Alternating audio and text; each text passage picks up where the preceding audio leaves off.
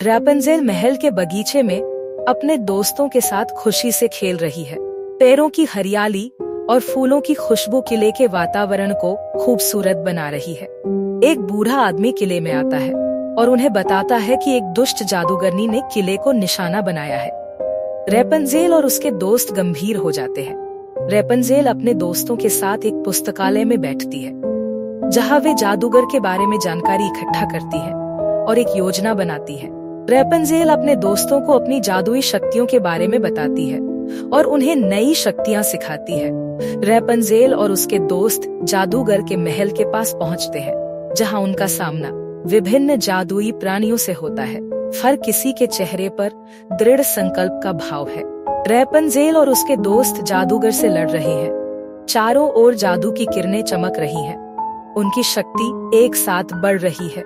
रैपुंज़ेल और उसके दोस्त जादूगर को हराने के बाद खुशी से एक दूसरे को गले लगाते हैं। महल का माहौल खुशियों से भरा है। रैपुंज़ेल और उसके दोस्त आंखों में नए सपने और आशाएं लेकर वापस महल की ओर जा रहे हैं।